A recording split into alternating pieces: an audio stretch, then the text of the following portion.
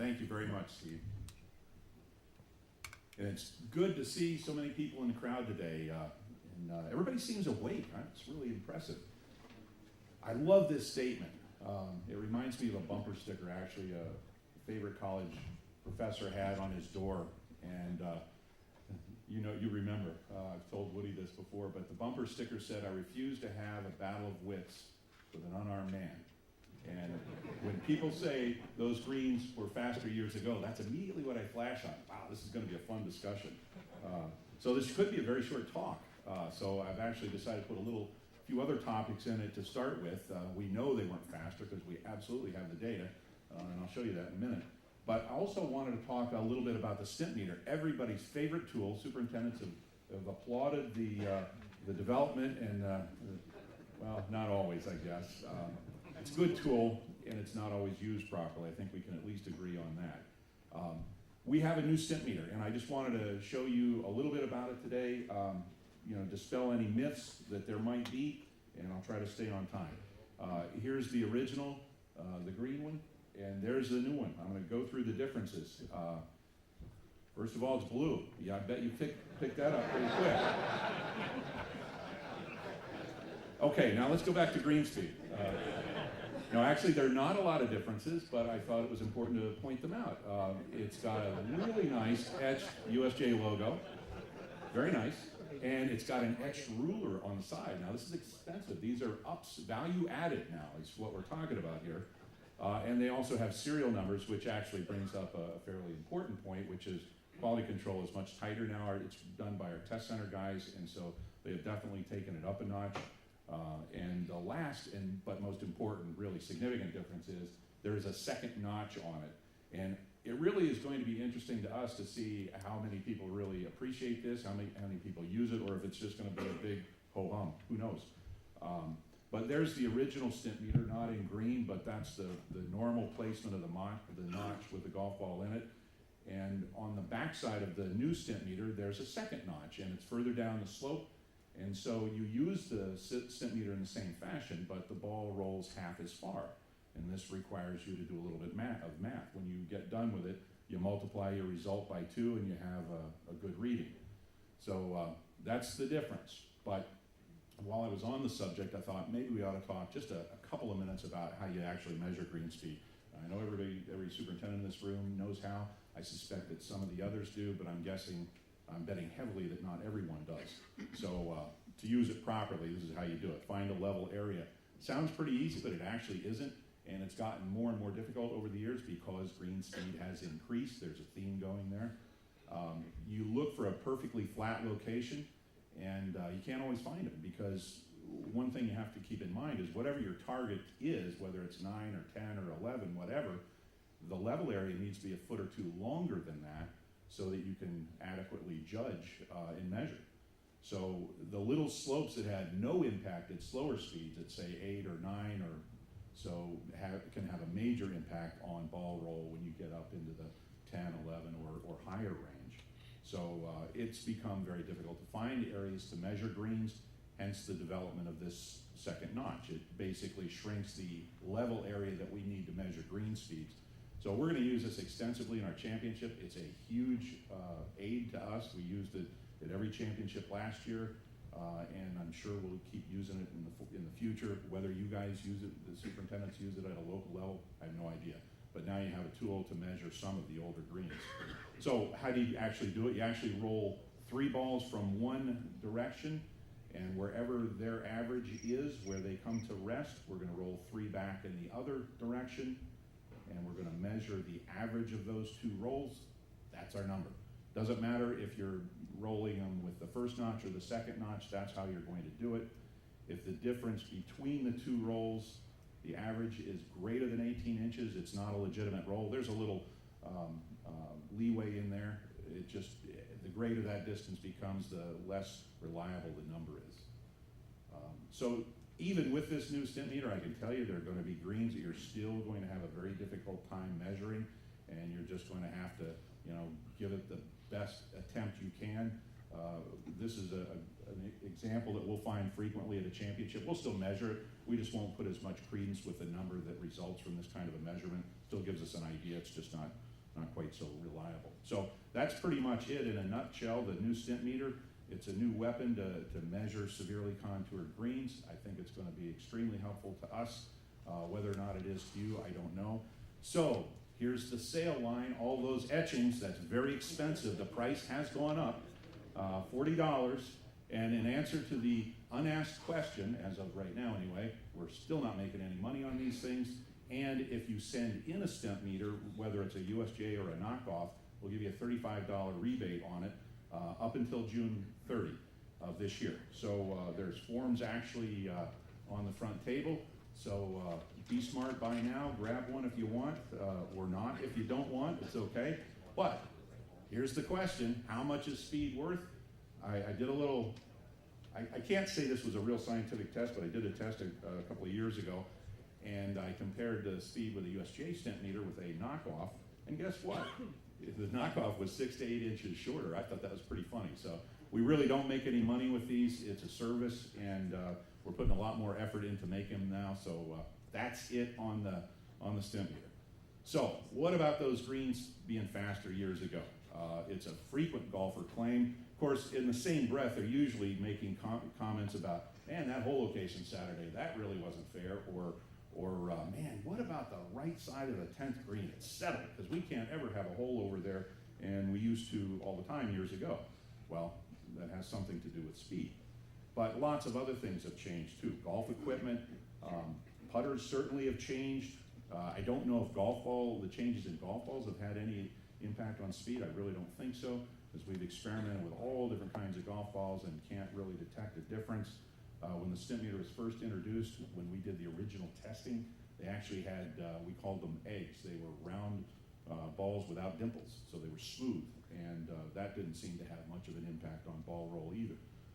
But even now the stimpmeter has changed, so things have changed dramatically since the stimpmeter was introduced, and since long before the stimpmeter was introduced. Mowing equipment, it's remarkable how mowers have changed, putting green mowers, the attachments that they come with. We have floating head, fixed head, heavy, light. We have all kinds of different attachments for them, verticutting equipment, brushing attachments. Cultivation programs have changed probably more than mowing equipment. 30 years ago we had 1 or 2 putting green aerifiers. Now we have untold number, plus deep aerating and deep drilling machines, high pressure water injection.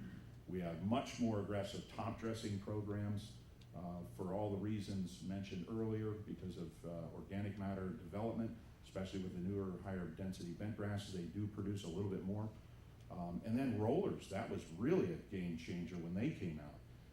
Now keep in mind, these were rediscovered in the 90s because they were commonplace in the early part of the century. They were really heavy back then. We did not have sand greens or sand top dress greens. They were soil based, and they really caused a lot of problems. That was recognized, so rolling went out of vogue many, many years ago, and they were sort of rediscovered in the early 90s. There was initially a lot of concern, but here's the bottom line, depending on how fast or slow your greens are to start with and what kind of a roller you have, that's an opportunity for a 6 to 18 inch instant increase in putting green speed. Plus, which is more important, a lot smoother. So the grasses have changed. Now, we spent quite a bit of time talking about the newer bent grasses, and boy, the analogy I like to use is they're roughly analogous to a Pro V and a Big Bertha, Callaway, Sasquatch, whatever driver you're liking to use right now. And the old grasses we were using 20 to 30 years ago, well, that's at best a steel shafted driver with a persimmon head and a Bellata golf ball. And that's how different they are. They're not the same grasses. But even if you haven't regrassed your course, which the vast majority of people in this room have not, you're dealing with POA bent. Well, you've interseeded them who knows how many times over the years with new bent grasses. And just through natural selection, with prolonged low mowing and the way you treat the turf, you're always selecting for changes in your grass population. So I don't think we're dealing with the same POAs or the same old bents now that we were 20 or 30 years ago or more. One of the big changes that have had an impact on the turf are the mowing heights. I mentioned that with the mowers, and it's had a huge impact on the grasses that we're growing. Some more successfully, some less successfully because of the mowing heights, but also the frequency of mowing. 30 years ago, you didn't mow every day. 30, 40 years ago, you mowed 3 times a week. And then we did the research and found out, wow, if you mowed every day, greens got quite a bit faster. And then we found out if you mowed twice in a day, that they got faster. Spikeless shoes, I think they've had an enormous impact on turf and turf quality, although I'd argue that we're probably going back the other direction with the new spikeless shoes. I think they're worse than, in some cases, than the old metal spikes. I'd love to be able to rein in the golf shoe companies, but I don't see that happening. But some of the new shoes are incredibly aggressive, and the new spikeless shoes are probably more damaging than the old metal spikes. As I mentioned, the rollings had a rolling practice, a practice with rolling greens, I should say. That's had a tremendous impact on smoothness and putting green speed. And then the other major development in the early 2000s, we've been using growth regulators, PGRs, on greens for many, many years, and experimented with them on greens in the late 90s, late 80s rather, through the 90s, but they really didn't, I don't think they can't become a part of most management programs until the late 90s, early 2000s. And now it's hard to find a course that doesn't. That's had quite an impact on putting green speed as well, and smoothness. And then the fertility pendulum, holy cow. Just in the last 25 years, I would say we've gone from 1 pound of actual nitrogen a year per 1,000 square feet on greens up to 3 to 4, which is pretty commonplace right now. But go back 30 or 40 years and it was commonplace to put 8 to 10 pounds of actual nitrogen on greens over the course of a year. And nitrogen has a bigger impact on speed than almost anything else, second really only to cutting height. So higher cutting heights and a whole lot of fertilizer, the greens were really not very fast years ago. Couldn't have been. Those are 2 major changes. And then of course disease control. Disease control is a lot harder now than it was 30, 40 years ago, because we don't have all the old heavy metal based fungicides, which were very effective. They controlled diseases we didn't know we had. They weren't very good for the environment, so we haven't used them in a long time. So we actually have discovered many new diseases since they've gone off the market. So disease control has actually gotten more challenging over the years. Have to be a much better diagnostician than we did 30 years ago. And of course the cultivation programs, which I mentioned. So talk briefly about mowing heights. Prior to the early 1980s, we did not have the physical ability to mow lower than 3/16 of an inch. The mowers could not be set lower than that. And the bed knife, which is what fits on the bottom of a mower and rubs up against the reel, because the mowers cut like a pair of scissors, were too thick to set them any lower. So to get around that, clever superintendents that didn't have a lot of money would save bed knives from T-mowers and switch them over sometimes to greens mowers, or the courses with more money would turn the mowers upside down and grind the bottom of the bed knife so they could physically be set lower. So they developed tournament bed knives at that time. They were thinner bed knives so you could set the mower lower, and that enabled us to get down below 3/16 of an inch. Prior to the 90s, heights were measured in fractions of inches. I remember when we made the change, it really bothered me, because we always talked about, what height are your greens? Well, they're 5/32, 3/16, 7/64. And then people started throwing around the decimal, and I had to, quick get out a calculator, do the math, because it just didn't pop into your head. And now I probably have to do the same thing with fractions, because we haven't talked about greens and anything but in decimals for quite a long time. And that wasn't really until 13, 14 years ago, early 90s. The heights now it used to be we'd reduce cutting heights by a 32nd or a 64th. Now we're reducing height by thousandths. Let's take them down 5 thousandths. Let's take them down 10 thousandths of an inch. It's really changed. It's a whole different ball game than it was. And to put things in perspective, 120 is a pretty common cutting height now. It's not even, I would consider, ultra low, but that's the thickness of 2 dimes. So if you when somebody says 120 to you, pull out 2 dimes, you know what they're talking about. So here's a quick chart of green speed. This is just sort of an opinion, what we think it was. We actually know what it was in 1977 and 78, so it's a little bit off, but it's definitely gone up over the years. We could only measure from 77 on We do not take national averages right now. I don't think anybody really wants to know, and I don't want to be the one asking what everybody's green speed is for a survey. But lots of other things have changed, and I remember hearing a story years ago about the 1964 U.S. Open at Congressional. So Stan Zontek told me this story, and the greens were lowered for the Open to 3/16, and I can tell you, I can't tell you exactly how Stan explained the superintendent's response in this crowd, but he was vehemently opposed. He was absolutely sure the greens were going to die when they went down to 3/16 of an inch. They're probably not mowed that high in the winter there now, but that was then. So a couple of weeks ago, several of us USGA agronomists sat down with the faculty at Rutgers, faculty and researchers, and we had a meeting, and we were just talking about trends and what's going on in the world of turf, and they discussed their latest anthracnose study, and this one point I just thought was so interesting. There's going to be 2 treatments with respect to cutting height, okay, 2 treatments. The high cutting height is 125. That's ridiculously low compared to where we all came from years ago. The low cutting height is 090.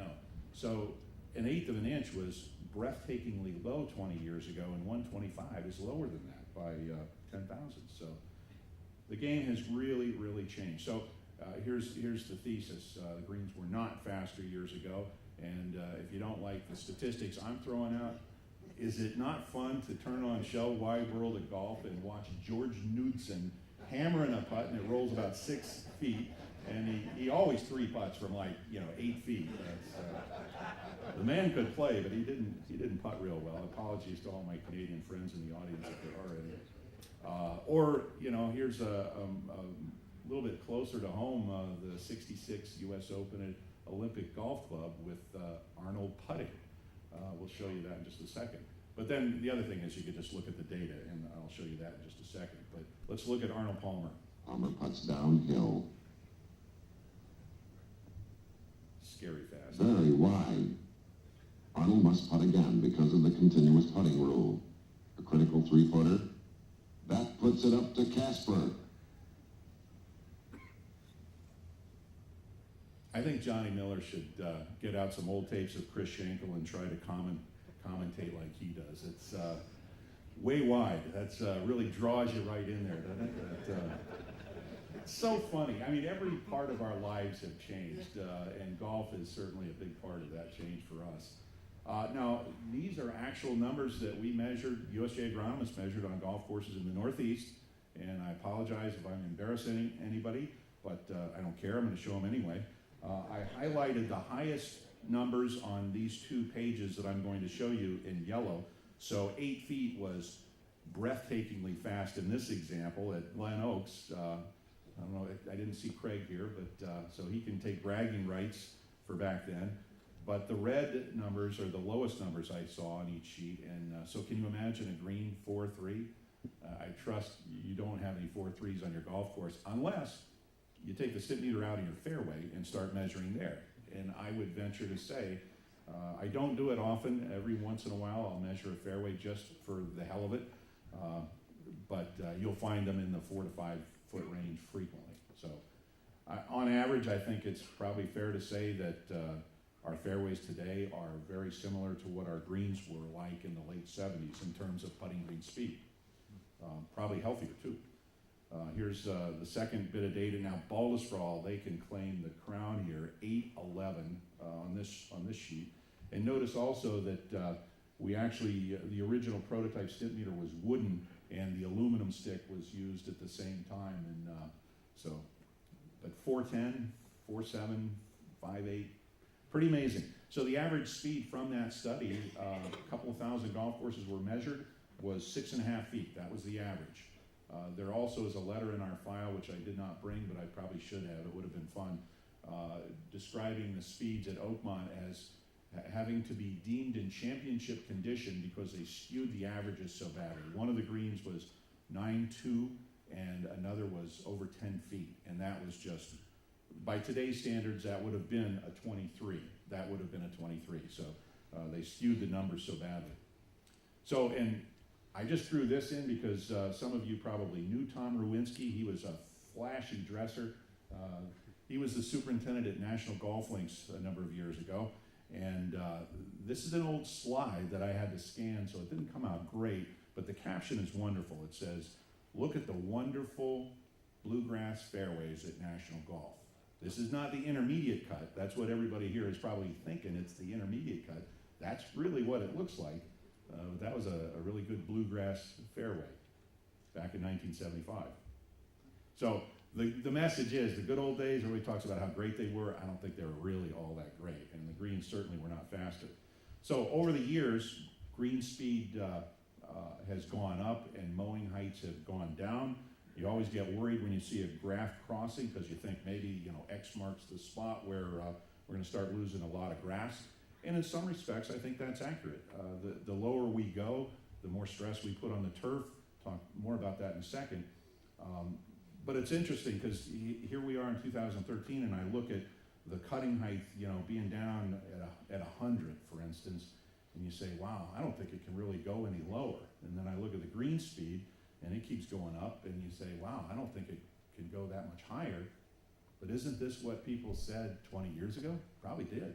So I don't have a crystal ball. I don't know where we're going in the future, but I know our systems won't handle too much more stress. We already put an awful lot on them. And if you look at the numbers, our cutting height is half of what it was 40 years ago, maybe less in some cases.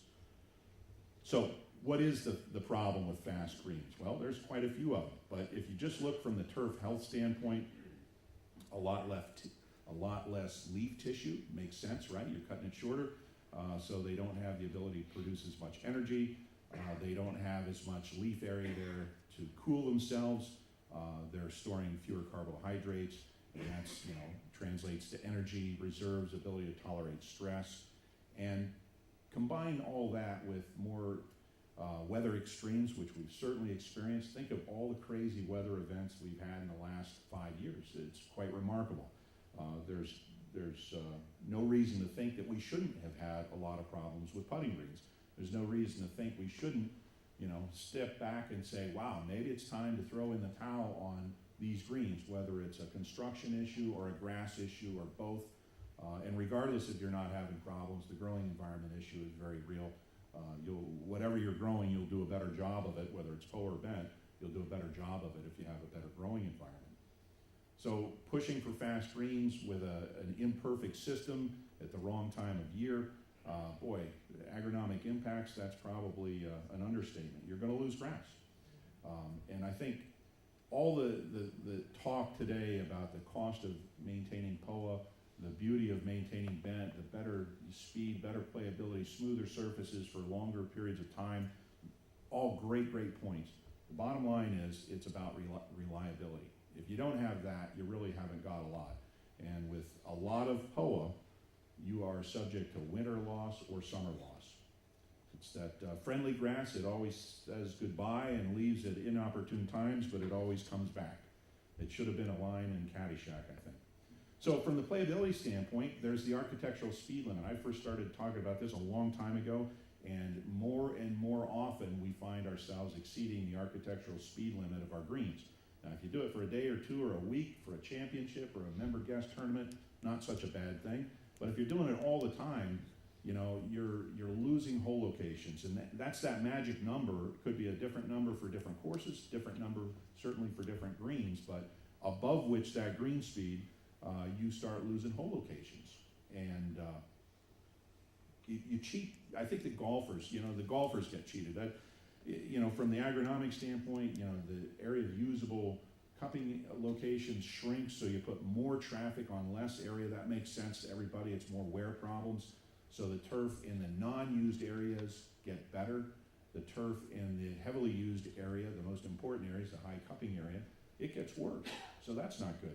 But really, to me, one of the biggest things is golfers get cheated out of playing at really fun hole locations. When you have just a couple of areas on certain greens, it becomes monotonous. Oh yeah, the hole's back there again today. We can't ever put it anywhere else because it just isn't fair. And if, after all, the game's about enjoyment. We don't talk enough about that. You know, that's it's for fun. So there's a lot of talk also as well about consistency. You know, and oh my gosh, I want the green speeds the same every day. Well, that's not possible. The stimpmeter wasn't invented to help you get a tool to make your greens speeds the same every day of the year. It can't be done.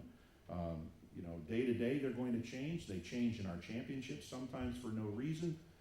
Sometimes it's predictable. They're certainly going to change week to week based on myriad variables.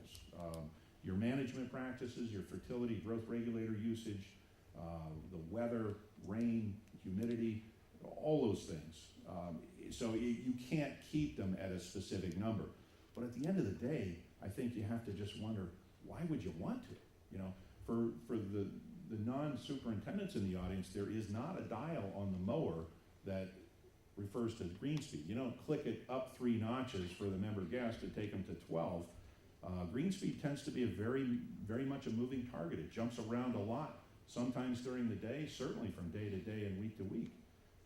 And I don't know why you'd want it the same. You know, this is a favorite quote that I've stolen from all of my championship friends. Jeff and Ben say this all the time, and other championship members do as well. You know, it's an outdoor game. You know, if you want everything the same every single time, geez, we could go to a driving range, put a dome over it, and get the same putt, the same speed, the same conditions all the time.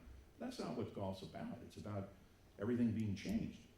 And if that doesn't convince you, green speed's not always the same on the same course in USGA championships. I can think of 3 events that I've worked. The 2006 Open at Wingfoot, certainly the 09 Open at Bethpage, and most recently last fall, the Senior Amateur Championship at Mountain Ridge, where we had certain greens on the course at noticeably different speeds. Competitors were alerted to the fact that speeds were going to be different for these greens, but they were too slopey to get them at the same speed we wanted the other greens at. So we had the option of keeping everything much slower or certain greens slower, and that's what we opted for. Whether you do that at your course, it's entirely up to you. It's certainly not our position to tell you what to do. But that's what we've done in a few USGA championships. So just some final thoughts. I don't think it's really a legitimate claim to say that they were faster years ago. Even when they were dead years ago, I don't think they were faster. I will tell you today, when they're dead, they're much faster. But they do seem to get faster, you know, pretty much every year. But that doesn't make them better. And I think too often we equate speed, because it is a very measurable thing, with better. And the stimpmeter was not designed to measure the quality of greens, you know, and base that exactly on speed. It's just a tool that we use to make sure that we're trying to be fair. And faster greens, they cost more. I think you've heard that a little bit today, but the big thing is they're less reliable. And how fast you want them really determines how much more they're going to cost and how much less reliable they will be. Smooth and true is way more important. And if you're really talking about championship conditions, speed is nice, but firmness is really where it's at. There's a lot of players that can handle faster putting green speeds. There are many, many fewer players that can handle firm conditions. That really is the feature that separates the field far more so than green speed. And I'll leave you with this favorite quote: the greens are never faster than the day before they die. With that, I will say thank you. I'll leave that up for a minute. And I'll turn it back to Steve.